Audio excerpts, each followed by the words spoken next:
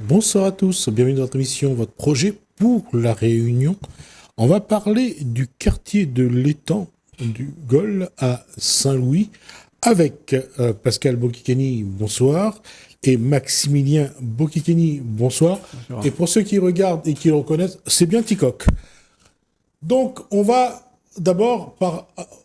Pourquoi l'étang du Gol, c'est quelque chose où l'a grandi là-bas, où l'a connu? Oui, on a grandi dans le quartier de l'étang du Gol et surtout, c'est un quartier chargé d'histoire et c'était un support très important sur le plan économique et social pour la ville de Saint-Louis même. Et tout à l'heure, nous allons regarder le film et nous aurons l'occasion de causer un petit peu pourquoi.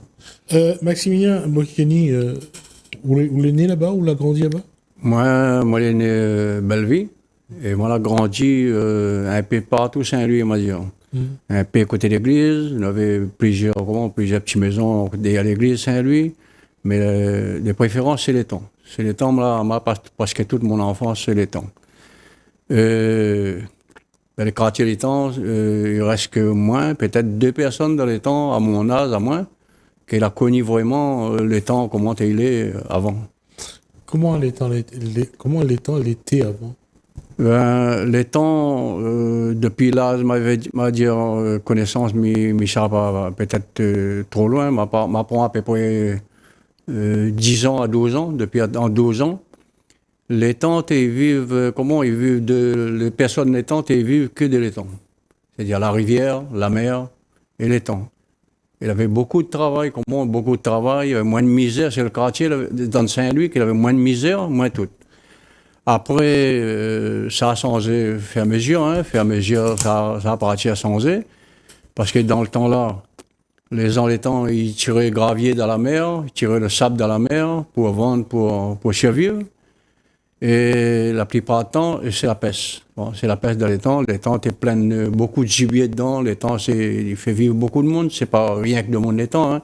La ville Saint-Louis, la rivière Saint-Louis, un peu partout dans Saint-Louis, les gens ils viennent à la pêche le dimanche. Beaucoup de personnes y viennent. C'est-à-dire, dans Saint-Louis, pour moi, c'était le meilleur quartier, qu'il avait plus de monde, plus activé. L'activité, c'est une grande activité. Et après, bon, ça a commencé à dégrader. Dans le temps, les concassages a commencé à arriver. Là, au début, il était à Saint-Louis, un peu dans le quartier abattoir là-bas. Ensuite, il descend vers l'étang. Le premier concassage est arrivé, deuxième, troisième concassage. Eh bien, les gens Saint-Louis ont commencé, la misère, on va dire, a commencé. Parce que là, ils n'étaient plus autorisés à tirer, à travailler dans la mer, se disant pour protection des publics, on va dire, des publics, pour la protection. Et ça a commencé à dégrader. Et quand ça a commencé à dégrader, ben, la totalité a dégradé.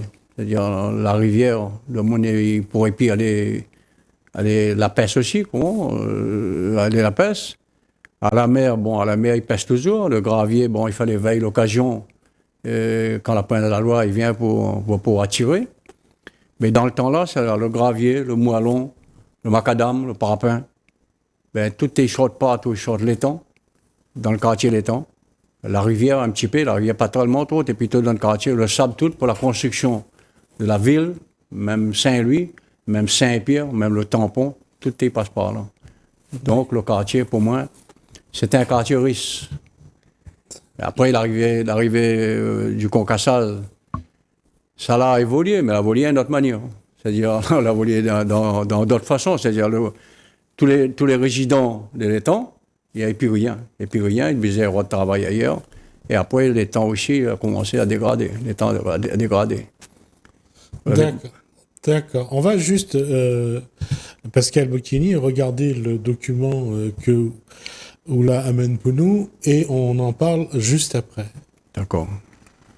Bonjour tout le monde. Ici c'est Bokikeni Tu Pascal. n'es pas comme les autres îles. Swami Tu Sadananda. ne viens pas d'une famille. Saint-Louis.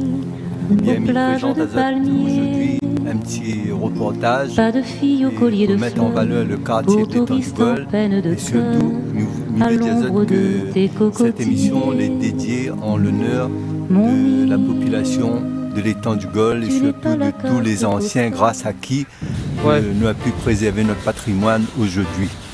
Là, nous, l'étang du Gol, et ce quartier de l'étang du Gol a été l'un des poumons économiques le plus important de Saint-Louis depuis au moins les années 1930.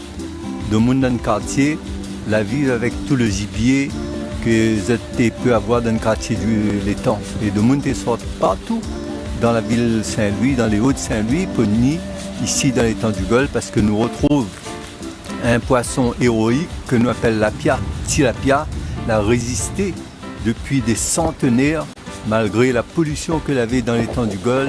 Il a débattu, il a su à vivre et il a nourri sa population. Dans l'étang du Gol, nous l'avons le tilapia, l'avait le caranguaise, le gros crabe que tout le monde connaît, l'avait chevrette, l'avait balaoul, et puis l'avait aussi zamba, c'était un petit poisson pareil le tilapia, mais un peu plus petit. Et puis, dans l'étang du Gol, l'avait aussi, comme tu vois là, le jonc, avec lequel était fabriqué depuis longtemps les chaises du Gol que la persisté jusqu'à aujourd'hui. Nous trouvons encore les chaises du Gol et un petit peu de monde seulement dans le quartier l'étang, et ça va couper le jonc.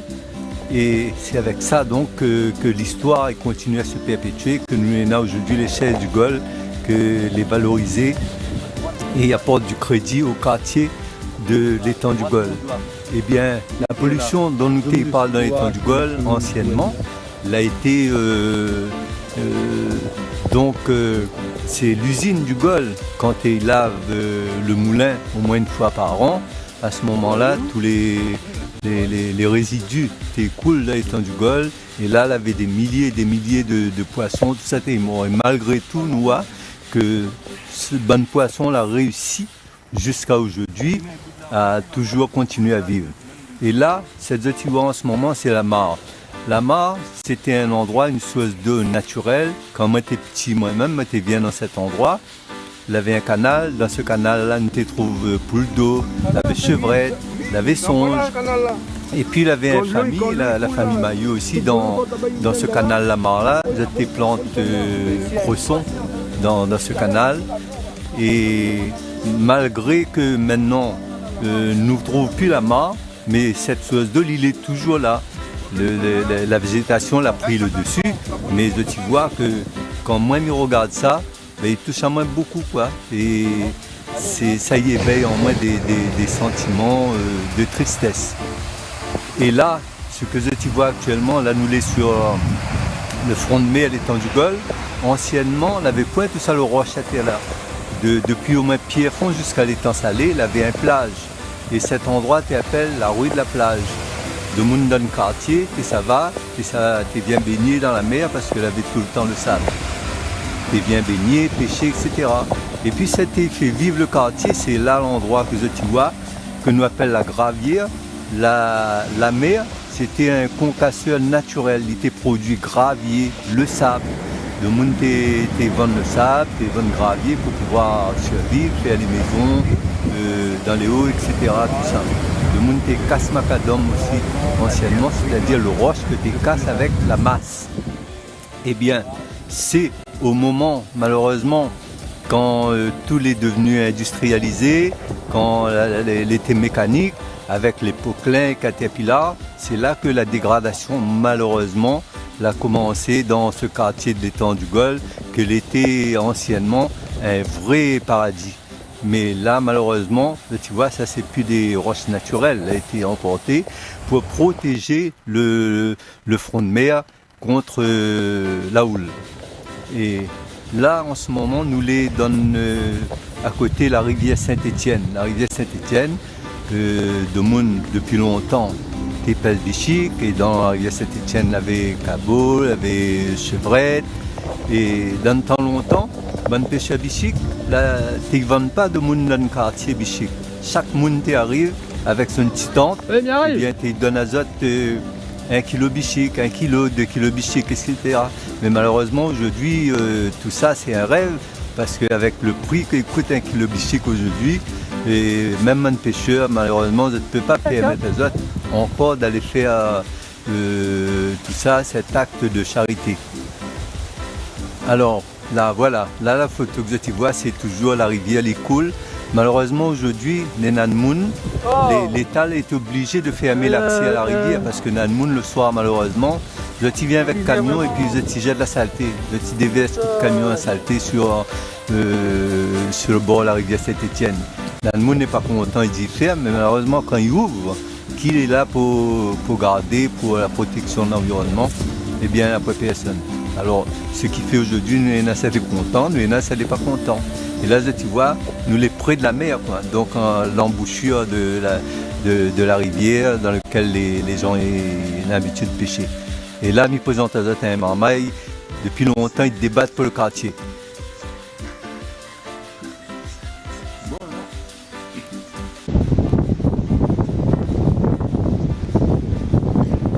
C'est Jean-Luc Dumont, militant historique du quartier d'Étang Saint-Louis. C'est aussi le porte-parole du collectif Sauvegarde Zarlan au quartier de l'Étang. L'Étang, c'est un quartier avec tous ses atouts au niveau économique, sociaux, culturel et culturel. Économique, c'est parce que nous sommes dans une zone industrielle et aussi c'est un quartier que nous vivons avec des ibiers dans l'étang par exemple, et aussi au niveau des carrières que notre famille a participé aussi. Si aujourd'hui nous parle dégradation par exemple sur le littoral dans le quartier, je pense que c'est l'État qui est responsable, mais d'un moment aussi que la rend à nous aussi service de notre famille. Donc le quartier d'étang c'est un quartier avec ses atouts, ses histoires. Au niveau culturel, il ne faut pas oublier que c'est un quartier quand même, il y a quand même 2 cimetières chrétiennes et aussi musulmanes et hindous. Et aussi dans chaque case dans notre quartier, il y a quand même un petit s'appelle Espédie et aussi s'appelle Malbar.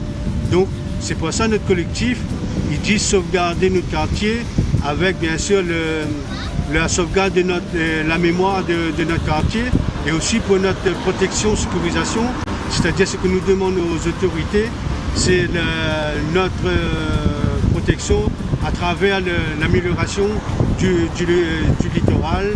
Et puis donc par rapport à ce collectif, je pense que les autorités là commencent à bouger et là en ce moment il paraît que le projet de digue n'est pas faisable, mais peut-être bientôt un atténuateur de houle sera opérationnel.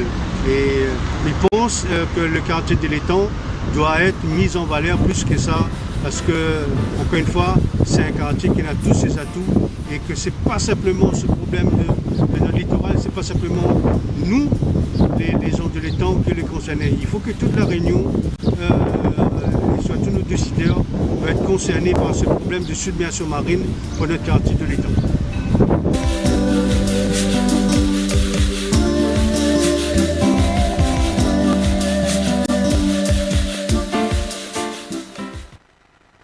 La question a été posée dans cette dernière intervention, c'est la digue.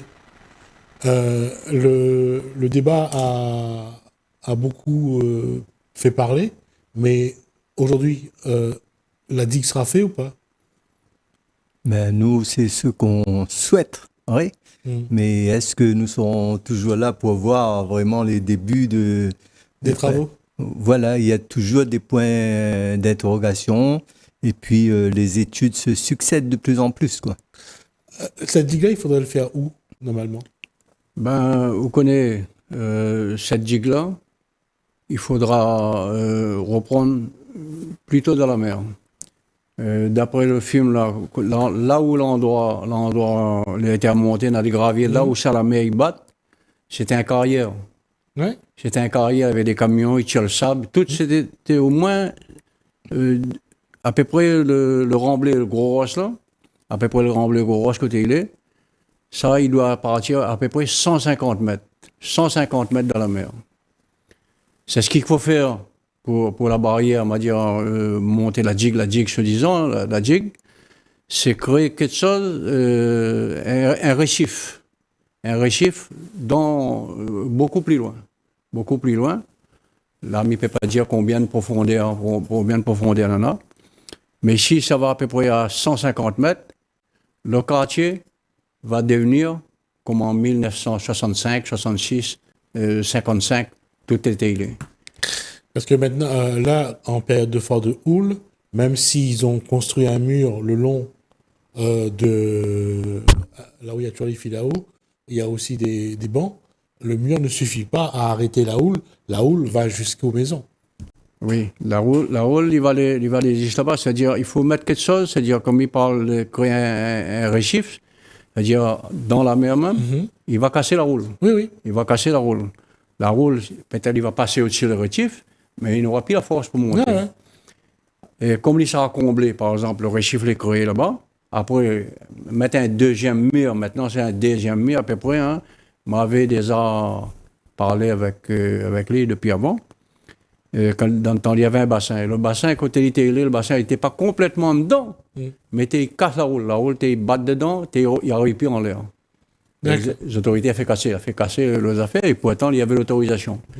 Et lui, il y avait l'idée même d'aller plus loin avec le bassin.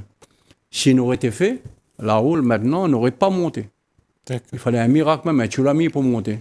Alors, on fera une autre émission sur cette question de savoir comment stopper la houle sur cette bord de mer la prochaine fois, puisqu'il nous reste que 4 minutes.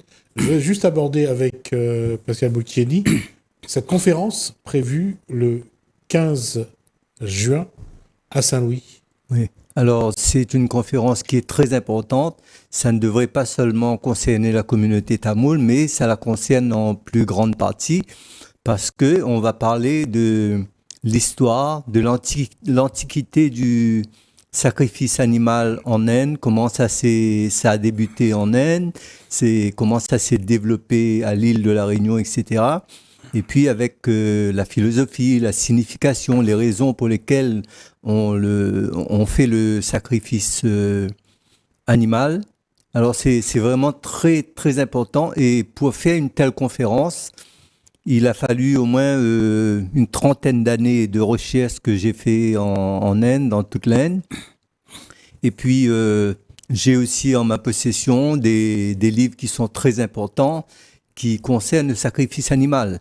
Alors, vous pouvez aller en Inde, vous n'allez pas actuellement réussir à trouver ce genre de livre. Cette richesse, ça se trouve à La Réunion. Si vous venez à la conférence du 15 juin, eh bien, vous aurez l'occasion de consulter les textes qui déterminent les raisons pour lesquelles on fait des sacrifices animaux à La Réunion. Le 15 juin, à quelle heure et où?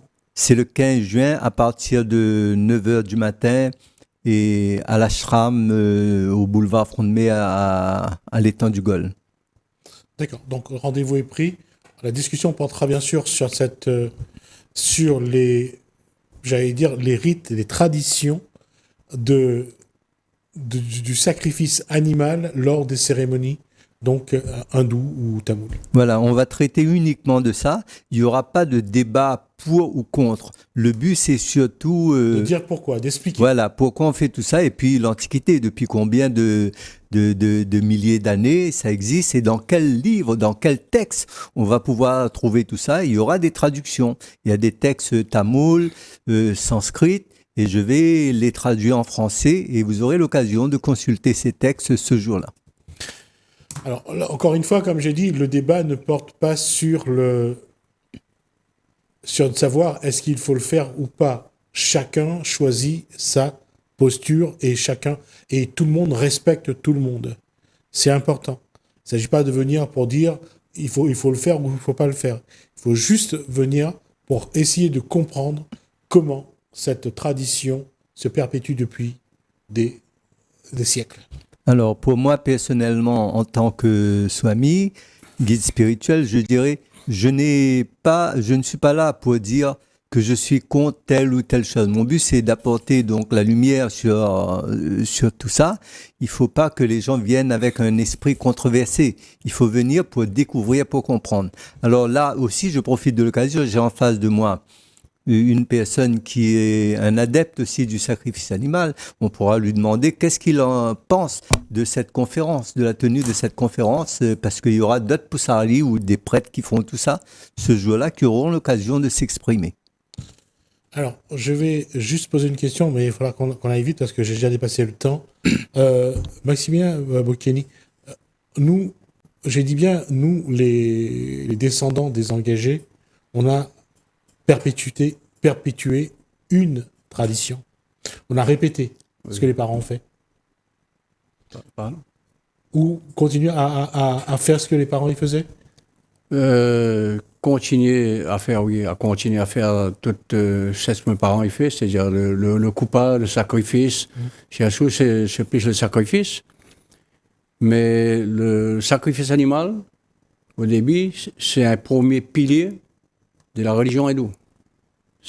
D'accord. C'est par rapport aux sacrifices, aujourd'hui, tous les grands temples, l'hindouisme l'a progressé dans tous les niveaux, c'est-à-dire.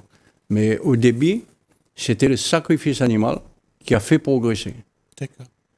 Et maintenant, vous pouvez constater, même à La Réunion, même partout, hein, il y en a beaucoup plus de petits temples, c'est-à-dire des petits temples, on va dire des petits malheureux, qui croient vraiment aux pratiques des ancêtres, les cérémonies des ancêtres qui a été fait, et continuent de perpétuer l'ensemble.